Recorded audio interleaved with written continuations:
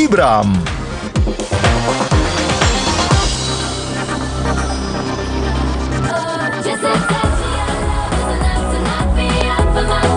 Hai, selamat pagi pemirsa. Apa kabar Anda pagi hari ini? Biasa sepertinya ini 1 jam kita akan memberikan informasi dari dunia hiburan dan juga selebriti tanah air. Selamat datang di Insert Pagi. Dan pemirsa, di pertemuan kita kali ini awalnya kita akan berbicara soal perpisahan dari rumah tangga Aming dan juga Evelyn ya. Terkadang untuk beberapa orang berpisah itu membuat kita sedih, tapi tidak untuk Aming pemirsa. Karena kabarnya sekarang ini Aming bahkan terlihat lebih bahagia dan juga lega ketika berpisah dengan seorang Evelyn. Agak sedikit membingungkan sih. Cuman update yang kita tahu sampai dengan sekarang, kabarnya bahwa pihak Evelyn menampik adanya KDRT pemirsa ya. Tapi lain lagi dengan Aming yang katanya punya bukti tentang KDRT. Kita nggak tahu nih buktinya apa. Apakah ada pecahan handphone, pecahan piring, pecahan gelas. Yang pasti hubungan mereka sudah pecah dan hati mereka sudah pecah. Selengkapnya seperti apa? Ini dia Aming dan juga Evelyn untuk Anda hanya di Insert Pagi.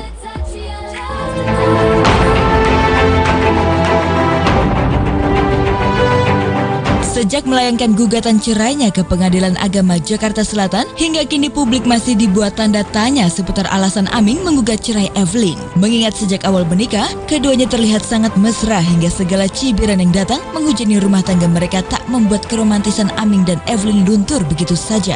Namun kini seolah semua sirna, berbagai spekulasi bermunculan. Namun yang paling santer beredar menjadi penyebab utama Aming memutuskan untuk pergi dari sisi Evelyn lantaran adanya kasus kekerasan dalam rumah tangga atau KDRT yang dialami Aming. Saat dimintai keterangan lebih lanjut, Evelyn memilih untuk pergi meninggalkan kerumunan awak media. Ada KDRT apa sih? Nggak ada. Oke. Semua kuasa hukum saya yang bisa ngejelasin. Ya, masalah KDRT itu saya pikir tidak ada KDRT. Kalau itu diajukan pun dalam gugatan pengadilan, diajukan gugatan pengadilan, susah pembuktiannya. Bagaimana pembuktiannya? Visumnya tidak ada, laporan polisinya tidak ada, ya, tidak berkekuatan hukum. Bagaimana dijadikan bukti nanti di pengadilan? Itu nggak bisa kabur kalau menurut saya. Kalau misalnya terjadi, siapa yang mukul, siapa yang dipukul, kan nggak. Gimana pembuktiannya? Susah. Susah. Hingga kini memang publik hanya bisa menerka-nerka apa yang menjadi penyebab Aming melayangkan gugatan cerainya. Namun selain adanya isu KDRT, ada kabar lain yang menyebutkan bila rumah tangga keduanya retak lantaran adanya orang ketiga, entah orang ketiga dari pihak Aming atau Evelyn. Nah, kalau masalah will di pihak Evelyn, saya yakinkan insya Allah tidak ada pihak ketiga. Entah kalau Aming, saya tidak tahu.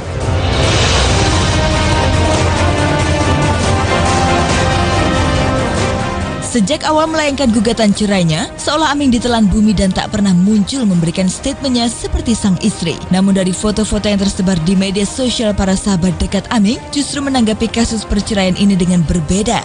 Jika Evelyn berderai air mata seolah tak ingin terjadi perpisahan, hal sebaliknya justru tak terlihat di wajah pria 36 tahun itu, di mana di beberapa foto justru menunjukkan Aming yang terlihat sangat bahagia dan lepas akan beban. Hal itu pun dibenarkan sahabat-sahabat Aming, salah satunya di akun Instagram Chandra. Ya, tak bisa dipungkiri, sejak kabar perceraian ini tersebar luas, Evelyn seakan menjadi pusat perhatian dan wajahnya hampir setiap hari warawiri di berbagai program televisi dengan menjadi bintang tamu di acara-acara talk show. Namun karena adanya masalah ini pula, tak hanya air mata yang terus membasahi pipi Evelyn, tapi juga ia dikabarkan sempat ingin mengakhiri hidupnya. Lantas, apakah benar kabar tersebut? Ini bukan masalah job loh, ini masalah dia berusaha menghibur diri. Dalam kesedihan ini saya bilang udahlah kamu cari kegiatan, daripada kamu nangis-nangis di rumah memikirkan hal seperti kayak gini, udahlah lebih bagus carilah kegiatan. Bukan job loh, kegiatan mengisi waktu. Ya, kegiatan mengisi waktu, bukan job. Perasaan aku sedih, ya pastinya sedih, nggak mungkin senang ya. Cuman ya mau gimana lagi, sekarang yang ada di depan mata harus saya jalanin kan. Kayak untuk selanjutnya saya semuanya udah saya serahin ke kuasa hukum saya. Oh, masalah gunting percobaan bunuh diri itu tidak ada, ya. Kabur itu berita burung, ya. Saya sudah klarifikasi tadi kepada Evelyn. Saya klarifikasi lagi kepada Devi pengacaranya, tidak ada. Jadi gunting itu kabur. Ya, jadi itu ada gosip-gosip yang tidak jelas, tidak ada dasarnya.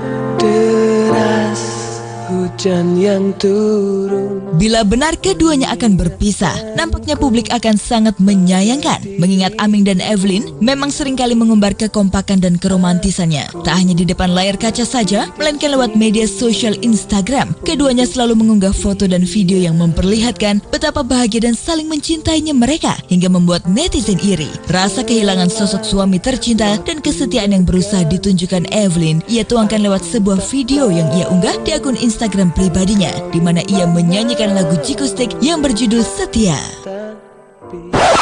Selang waktu berganti, aku tak tahu engkau di mana,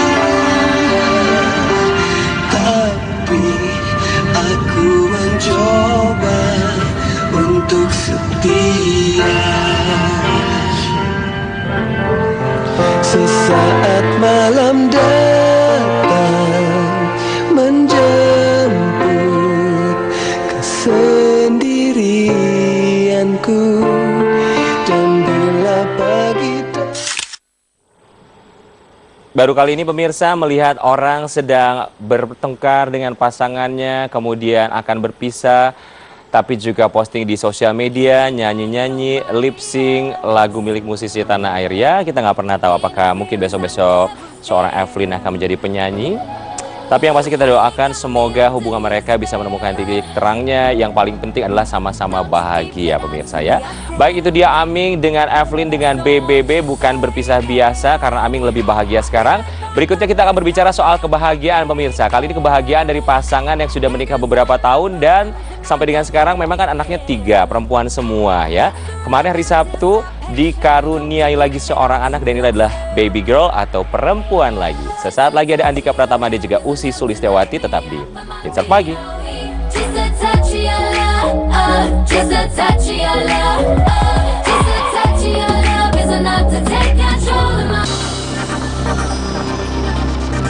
Ya pemirsa, masih terus menemani Anda di Insert Pagi. Andika Pratama dan juga Ussy Sulistyawati. Kabar ketika sang istri hamil atau Ussy Sulistyawati hamil ini, banyak yang berharap termasuk juga mereka berdua bahwa berikutnya mereka diberikan momongan dengan jenis kelamin laki-laki. Tapi ternyata pemirsa, lagi-lagi mereka mendapatkan baby girl atau jenis kelamin perempuan. Walaupun begitu mereka tetap happy karena Usinya juga sehat dan sang baby juga cantik dan juga sehat.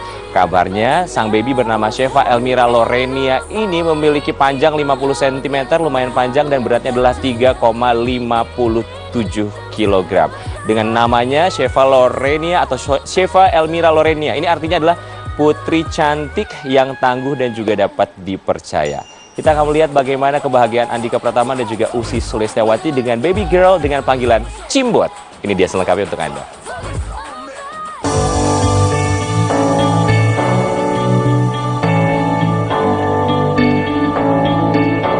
Wajah sumringah terpancar dari pasangan Ussy Sulistyawati dan sang suami Andika Pratama yang dikaruniai bayi perempuan lagi. Ussy yang melewati persalinan dengan bantuan operasi sesar itu mengaku sebenarnya begitu berharap bisa melahirkan dengan normal kali ini. Ussy yang sebelumnya melahirkan secara normal sempat mengalami rasa takut menjalani operasi.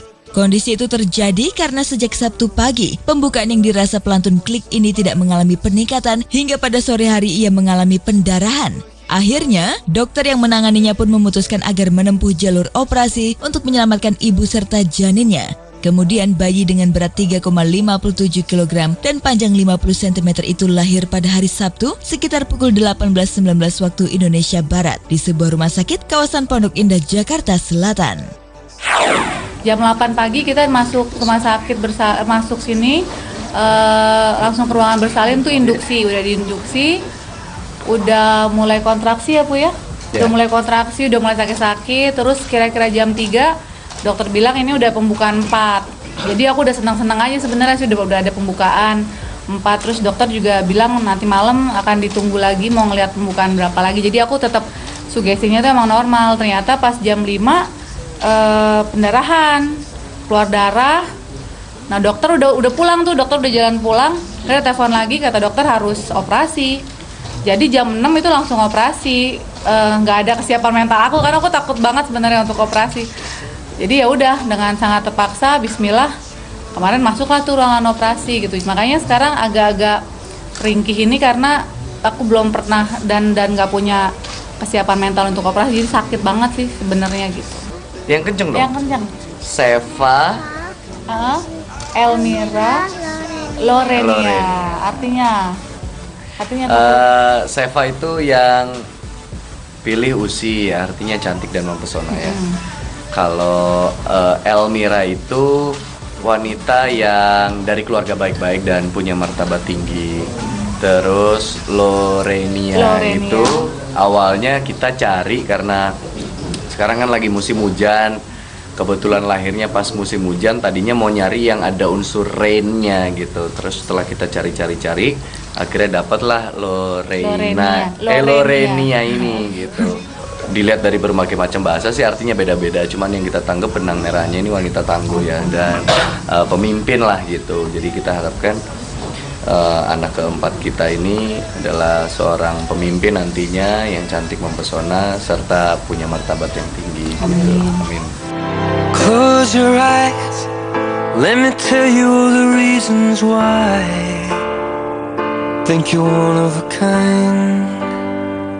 Tanda-tanda usia harus melakukan persalinan secara sesar sesungguhnya sudah diprediksi oleh dokter sejak usia kandungan berumur 7 bulan.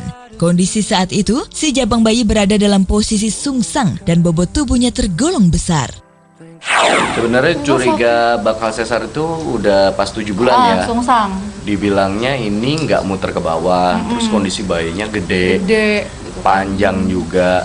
Terus dilihat dari bobotnya kan dipantau terus, waduh ini sih berat sih. Kalau 2 bulan ke depan bobotnya nambah terus bisa sampai 4 kilo gitu. Mungkin nggak ini dilahirkan normal. Ternyata pas tanggal 4 kemarin, dari pagi sampai sore, posisi bayinya tuh masih jauh tinggi gitu. Jadi ibarat diperiksa dokter tuh kepalanya belum kepegang gitu. Jadi dia masih belum berani menyarankan untuk normal. Akhirnya dipilihlah jalan induksi itu, tapi ternyata kan hasilnya berbeda gitu. Tadi Usi udah ceritain jam 5 sore bleeding, akhirnya cepet ambil tindakan gitu. I dive into frozen waves where the past comes back to life. Tak disangkal Andika, untuk kelahiran istrinya kali ini ia melihat ada sesuatu yang berbeda. Usi yang biasanya tenang jelang melahirkan, kali ini terlihat khawatir. Entah mengapa pula, demi menyaksikan Usi yang terbaring lemah jelang detik-detik operasi sesar, membuatnya tegar dan berani mendampingi sang istri menghadapi persalinannya.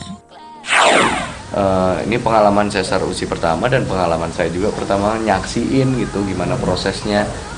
Saya kasihan juga sama Usi, pengorbanannya harus seperti itu ya untuk ngeluarin anak saya istilahnya dari perutnya. Luar biasa sih.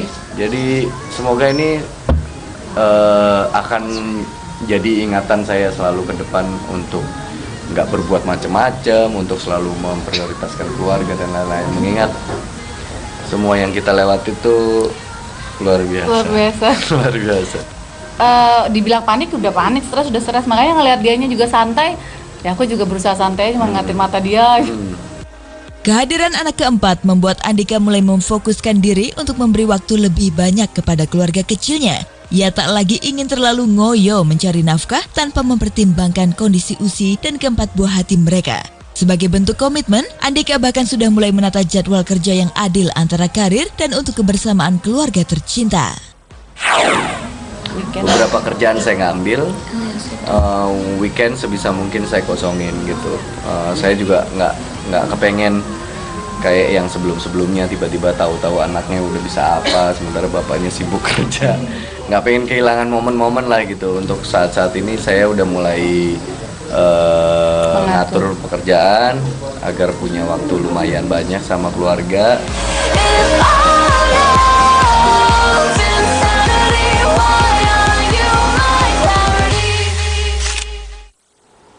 Selamat untuk Andika Pratama dan juga Ussy Sulistyawati. Cimbotnya lucu banget, gemes dengan pipi cabinya. Pemirsa ya, walaupun bukan baby boy atau jenis kelamin laki-laki, tapi setidaknya Andika Pratama tetap jadi yang paling ganteng di keluarga mereka ya.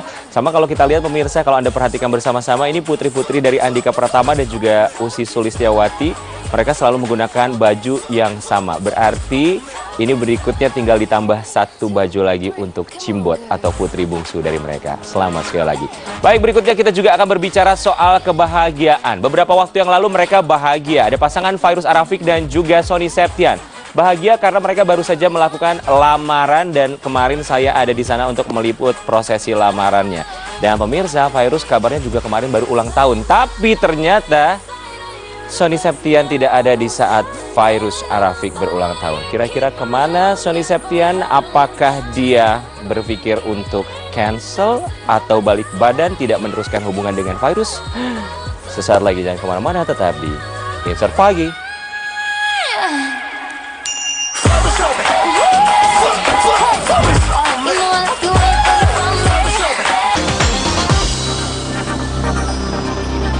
Ya pemirsa, masih terus menemani Anda di Insert Pagi. Siapa yang tidak mengenal Fairuz Arafik, perempuan yang baru saja berulang tahun di usia yang ke-31 ini, sudah mendapatkan asam garam kehidupan. Sudah pernah menikah, kemudian juga bercerai, memiliki seorang putra yang sangat lucu sekali.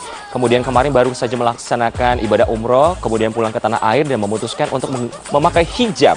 Dan kemarin juga baru saja melaksanakan prosesi lamaran bersama sang pasangan Sony Septian, dan kabarnya mereka akan segera menikah di bulan Mei. Tapi pertanyaannya pemirsa, apakah mereka benar-benar akan menikah?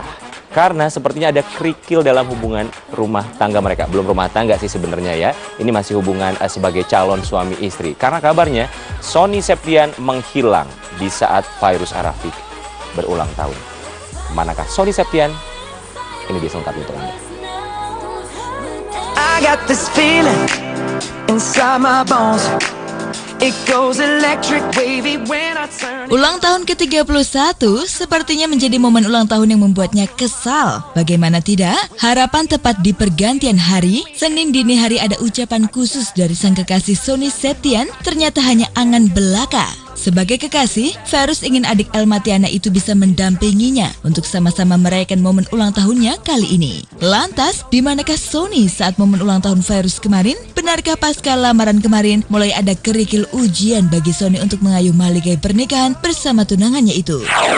Sony, dia lagi kerja sebenarnya di Balikpapan.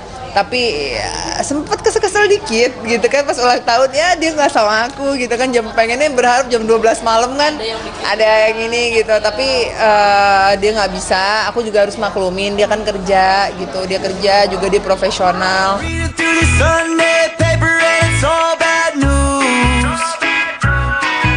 Sebagai penebus rasa bersalah, tak berada langsung di hadapan Fairuz, Sony pun langsung melayangkan sebuah video kebersamaan mereka dengan King Faas, putra dari Fairuz. Untuk pemanis ungkapan ulang tahun, Sony tak lupa menyelipkan ucapan selamat ulang tahun yang direkam Sony dari warga Balikpapan, tempat ia tengah menjalani syuting saat ini.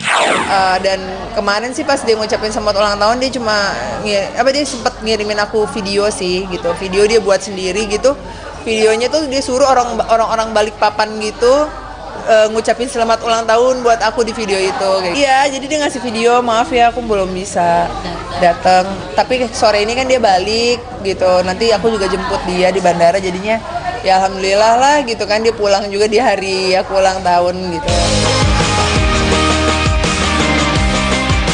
Tak ada kata lain ingin disampaikan putri almarhum pedangdut Arafik ini sebagai rasa syukur kepada Sang Halik. Betapa tidak, jelang momen pertambahan usianya ini, ia merasa begitu banyak hadiah diberikan Allah kepadanya. Mulai dari dilamar sang kekasih, mendapat hidayah mengenakan hijab, hingga berkesempatan menunaikan umroh tahun ini. Ia pun berharap semoga keinginan untuk menuju mahligai pernikahan bersama Sony bisa tercapai tahun ini. Alhamdulillah, seneng banget. Hari ini masih dikasih sehat sama Allah. Terus diberikan banyak kebahagiaan sama Allah, dikasih pribadi yang jauh lebih baik lagi sama Allah. Terus ya bahagia banget di hari ulang tahun aku, kemarin aku bisa lamaran.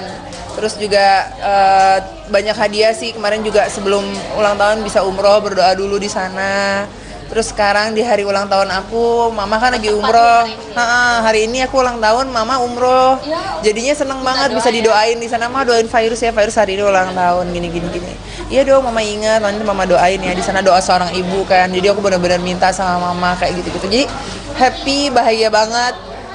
Paling kalau kayak anak aku doang sih yang masih lucu. Aku bilang, pas mami ulang tahun loh. Enggak, mami aku dulu yang ulang tahun baru mami kata dia. Aduh, oke, dia masih belum ngerti gitu kalau mami yang ulang tahun, jadi cuma bilang aku dulu ulang tahun baru mami. Padahal kan aku dulu ulang tahun, aku Maret pas April. Nah, tapi dia tetap maunya harus dia dulu yang ulang tahun baru mami gitu.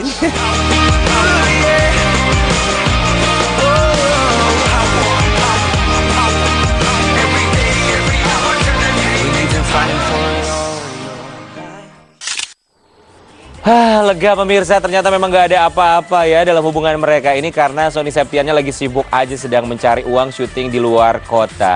Wajar loh kalau Sony Septian memang giat bekerja sebelum menuju hari H di bulan Mei pernikahan mereka. Karena kalau kemarin saya lihat di prosesi lamarannya aja, serah-serahan dari Sony Septian kepada seorang Virus Arafik, barang-barang mewah. Dari mulai tas mewah, sepatu mewah, baju, semuanya serba mahal pemirsa. Jadi mungkin ya memang harus mengumpulkan uang lagi untuk resepsi di bulan Mei ya. Kita tinggalkan pasangan Virus Arafik dan juga Sony Septian. Semoga mereka bahagia dan semoga tidak ada orang ketiga. Sampai resepsi, sampai akad nikah lancar semuanya. Berikutnya kali ini kita akan melihat pasangan yang juga berbahagia dan baru saja juga melaksanakan lamaran di bulan Januari kemarin. Dan kemarin tepatnya di hari Senin baru melaksanakan foto prewedding. Ada Fendi Chow dan juga Stella Cornelia pemirsa. Bromo menjadi satu tempat yang mereka pilih untuk foto prewedding. Kita akan lihat mana yang sepertinya lebih bahagia dan yang mana yang lebih mewah. Apakah pasangan Virus Arafik bersama Sony atau Fendi Chow dan juga Stella Cornelia? Ini dia untuk Anda.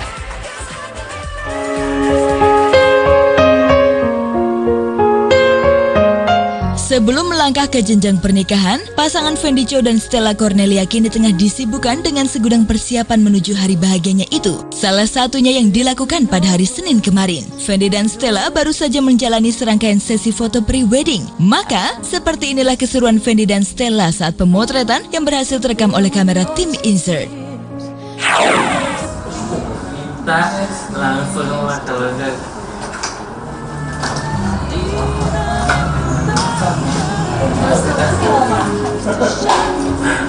Langsung ini ada pokoknya agak buang ke depan dikit, nah kalau mulai ke depan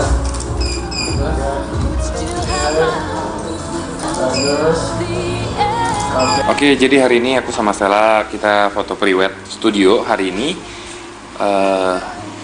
Konsepnya lebih ke fashion, high fashion gitu sih ya.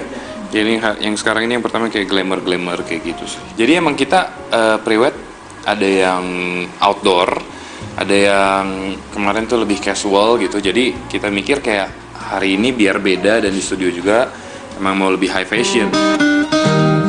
Rupanya tak hanya sesi pemotretan di dalam studio saja yang dilakukan Fendi dan Stella. Pasangan yang menggelar lamaran pada bulan Januari lalu itu juga rupanya sudah lebih dulu melakukan foto prewedding di Bromo, Jawa Timur. Keseruan foto prewedding mereka pun diunggah lewat akun media sosial Instagram masing-masing. Jadi ada di kota, ada di pantai, ada di gunung, ada di studio gitu deh.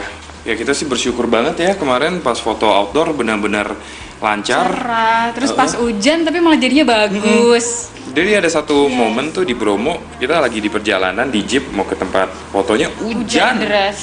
Hujan deras. Pas hujan kita waduh gawat deh nggak dapet deh. Nggak dapet deh nih. Tapi pas begitu kita sampai tempatnya hujannya reda.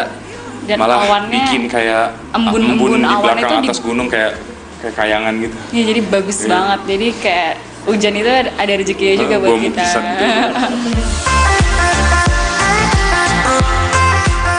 Memilih cukup banyak tempat untuk prewedding bukannya tanpa alasan dilakukan dua sejoli ini. Rupanya salah satu alasannya lantaran Fendi dan Stella terbilang baru dalam merajut kasih dan belum memiliki cukup banyak momen indah yang bisa diabadikan. Kalau konsepnya lebih banyak dipakai, hampir imbang sih, karena emang makanya ya, banyak. Makanya preweddingnya banyak. Semua. Dia mau pantai ya udah, aku mau studio, akhirnya diwujudin kayak gitu sih kalau bisa. Istilahnya ini kan sekali seumur hidup juga. Kalau emang bisa diwujudin semuanya kenapa enggak? Gitu. kesukaan apa kita ya? berdua aja Iya, ya. dan mungkin kalau mau dibilang sih kita berdua kan sebenarnya mungkin pacarannya belum terlalu lama gitu. Nah, kita pengen punya banyak foto memori di berbagai tempat sebelum kita jadi suami istri nanti. Layaknya pasangan yang tengah mempersiapkan pernikahan, Fendi dan Stella juga mengaku seringkali bertengkar karena perbedaan pendapat. Namun hal itu dengan mudah keduanya atasi. Lalu, cara seperti apa yang ditempuh Fendi dan Stella agar terhindar dari pertengkaran? Perbedaan pendapat kalau soal apa nih? Kalau soal kostum sih enggak ya? Enggak sih. Paling Lancar-lancar berantem-berantem aja. kecil kayak warna gitu. Iya, berantem-berantem. Ya lebih ke warna.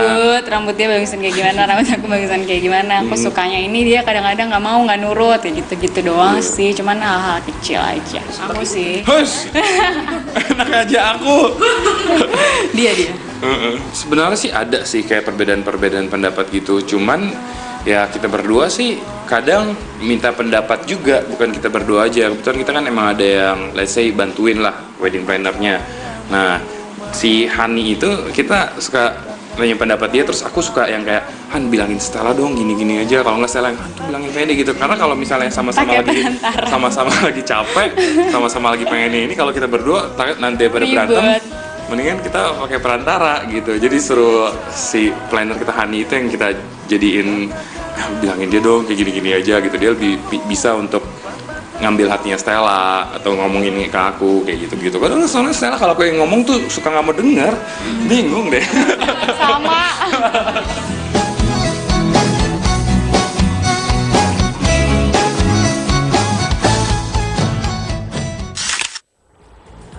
Ternyata sama-sama bahagia dan sama-sama mewah antara pasangan Fairuz Rafiq dan juga Sony Septian dengan Fendi Chow dan juga Stella Cornelia. Kalau kita lihat pemirsa, Sony dan juga Fairuz kan kalau lamarannya sudah, menikahnya bulan Mei, Fendi Chow dan juga Stella tinggal kita nantikan kapan mereka akan segera menikah ya. Tapi Stella juga terlihat agak sedikit berbeda, lebih dewasa. Karena kan sebelumnya dia adalah personil dari salah satu girl band yang ada di Indonesia. Sekarang sudah terlihat lebih siap untuk melangkah ke jenjang pernikahan. Ya, kita doakan saja semoga mereka tetap bahagia ya, satu sama lain tetap setia, mau fotonya di outdoor, di indoor, yang penting tidak di pengadilan agama ya. Dan berikutnya pemirsa, kita tinggalkan dua pasangan tadi, kali ini kita akan melihat ada seorang perempuan cantik bernama Prilly Latuconsina yang akan tampil dengan dan tanpa make up. Mana yang lebih cantik? Sesaat lagi tentunya hanya di Insert Pagi. In my zone, 'cause I got that sunshine in my pocket, got that good soul in my feet, I feel that hot blood in my body.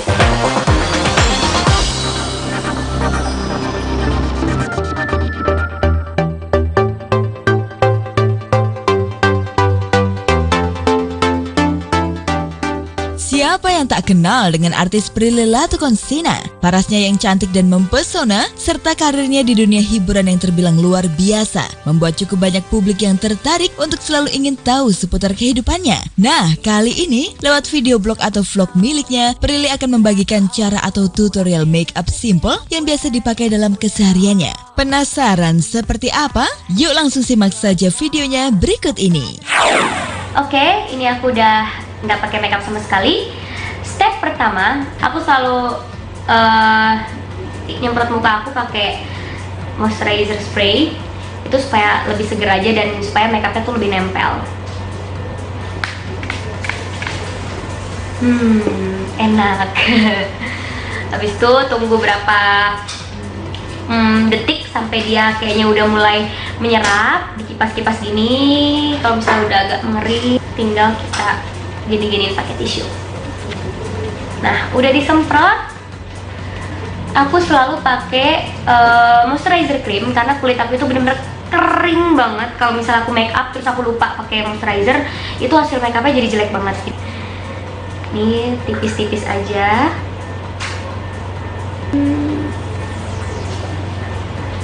Oke, terus diratain aja. Aku tuh lebih seneng ngeratain pakai tangan aku daripada pakai kuas karena kayak lebih puas aja gitu loh ngeratainnya kalau misalnya pakai tangan. Aku pakai BB cream. Kenapa aku pakai BB cream? Karena ini makeup sehari-hari aku tuh jarang banget pakai foundation atau yang tebal-tebal gitu, karena ngerasa berat aja sih mukanya. Oke, ini kita tipis-tipis aja. Fading so slow, black hole. I feel it slipping away.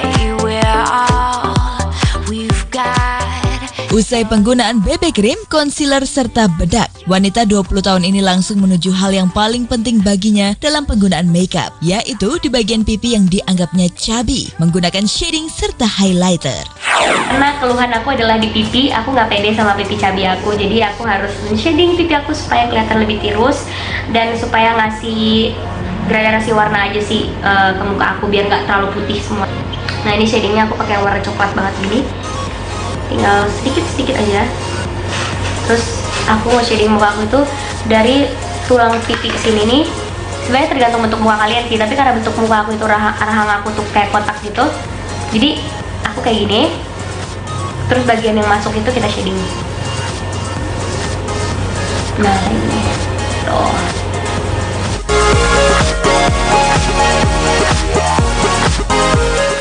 Aku shading juga tulang bawah pipi aku yang sebelah sini, karena ini penting juga. Jadinya kalau di shading akan terlihat lebih kurus.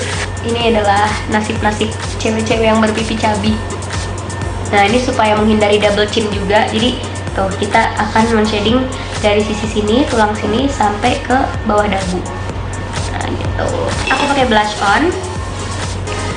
Blush on yang aku pakai itu warnanya pink banget kayak gini.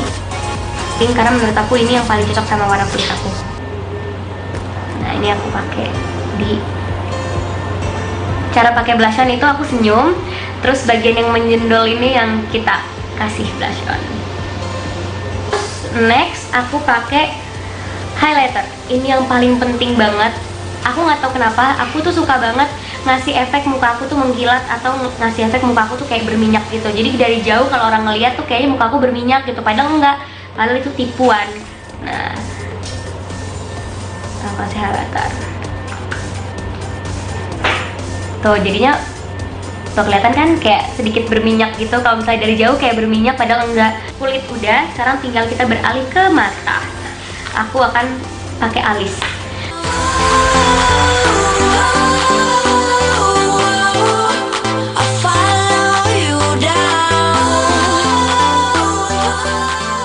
Oke, alis aku udah aku isi sama ini tadi. Sekarang tinggal aku sempurnakan dengan brow gel.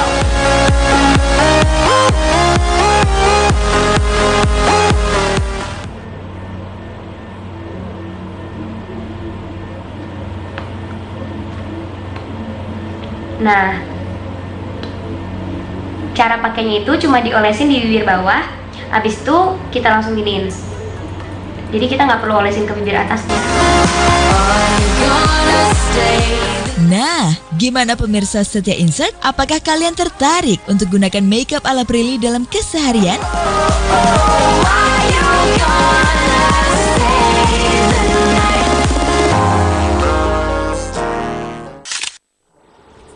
Pesannya, tutorial makeup ini hanya untuk perempuan dan hanya untuk mereka yang pipinya cabi. Tolong untuk laki-laki ya, jangan mencontoh Prilly Latuconsina. Kecuali kalau memang seperti saya tampil di depan kamera, nggak apa-apa lah pakai makeup ya. Baik, yang paling penting kalau kita lihat dari seorang Prilly Latuconsina, dia tetap terlihat cantik dengan atau tanpa makeup. Yang paling penting, cantik bukan harus pakai makeup, tapi cantik itu harus perempuan. Baik, berikutnya pemirsa, kali ini kita akan melihat ada seorang pria yang tentunya ini fans perempuannya banyak banget. Ada Andi Arsyil, dia kan sibuk sekali syuting di mana-mana dan di tengah-tengah saat syuting nunggu memang lumayan lama. Nah, banyak aktivitas yang biasanya dia lakukan, di antaranya main game dan juga baca buku. Sesaat lagi Andi Arsyil akan hadir untuk Anda, tentunya hanya di Insert Pagi.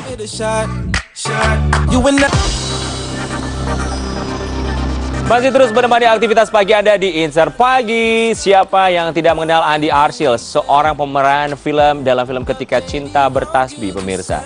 Kabarnya dia memiliki beberapa trik jitu ketika dia sedang menunggu waktu syuting. Biasanya dia suka baca buku. Saking sukanya baca buku, Andi Arsyil ini sampai beli banyak sekali buku dan membuka rumah baca atau perpustakaan dan siapapun boleh meminjam kepada dia. Tapi Permasalahannya adalah kenapa ketika dia sudah punya rumah baca atau perpustakaan tetap aja ada netizen yang kurang suka, nyinyir, dan mengomentari tentang keinginannya untuk terus memiliki buku yang banyak sehingga semua orang bisa meminjam, pemirsa. Aduh, segala macam ya netizen, semuanya dikomentarin. Kalau punya perpustakaan aja dibully, apalagi kalau punya selingkuhan ya. Ini dia selengkapnya untuk Anda, Andi Arsyil. Artis Andi Arsyil ternyata punya cara jitu untuk membunuh rasa jenuh menunggu syuting. Ya, selain seringkali bermain game, bintang film Ketika Cinta Bertasbih ini juga banyak membaca buku di tempat kerjanya itu.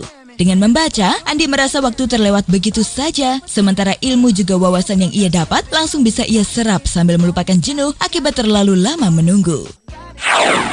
Jadi dalam kondisi itu kan, kalau menurut saya sih sayang banget kalau misalkan waktunya dibuang dengan percuma.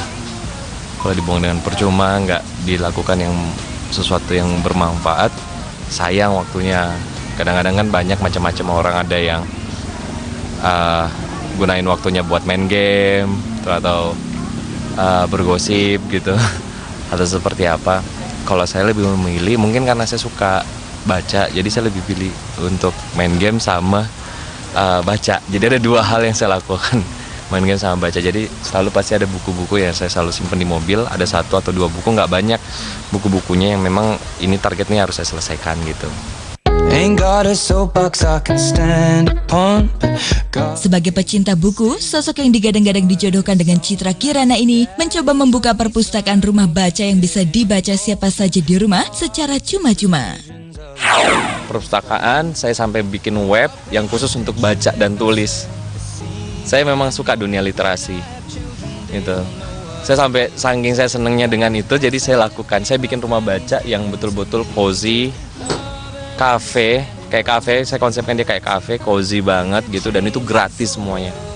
Semua orang bisa baca buku apa saja, bebas, dan tidak ada sistem sewa menyewa. Karena selalu ada, jadi saya tidak mau merusak niat baik saya ini dengan sesuatu. Kalau sewa menyewa kan karena ada yang nggak balikin, ada atau kadang-kadang mungkin mereka lupa atau seperti apa, atau mereka menyenangi buku itu. Jadi akhirnya sistem itu tidak berlaku. Yang ada adalah sistem barter. Silahkan barter dengan buku yang lebih bagus atau silahkan membeli.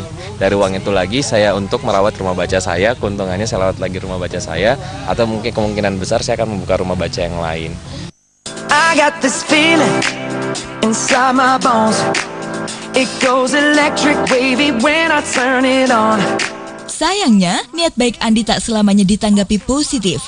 Terbukti, di antara yang mensupport aktivitasnya dengan rumah baca, tak sedikit pula yang mencibir dengan mengatakan Andi bertindak mubazir dan membuang-buang uang pribadinya tanpa mendapat keuntungan sepeser pun.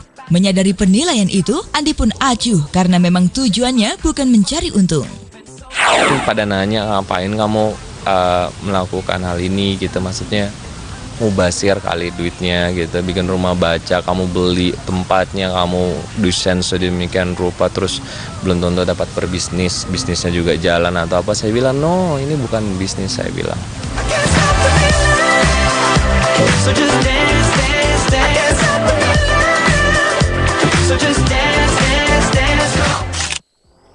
Ini baru keren banget pemirsa ya, selebriti tapi dia juga punya satu niatan yang sangat mulia sekali, mengumpulkan buku-buku, kemudian juga rumah bacanya keren banget, kirain kecil tapi ternyata besar sama seperti kafe. Luar biasa, untuk Andi Arsyil teruskan niat baiknya, semoga lebih banyak lagi buku yang akan terkumpul ya. Tapi aku setuju juga nih sama seorang Andi Arsyil, dia lebih suka untuk baca buku kalau lagi syuting dibandingkan dengan ngegosip. Betul, karena aku juga nggak suka ngegosip. Ini hanya bagian pekerjaan aja pemirsa ya. Jadi host infotainment yang kalau lagi break kadang suka gosip sedikit aja. Baik pemirsa, tidak terasa 1 jam saya sudah menemani Anda. Terima kasih banyak dan jangan lupa untuk tetap menyaksikan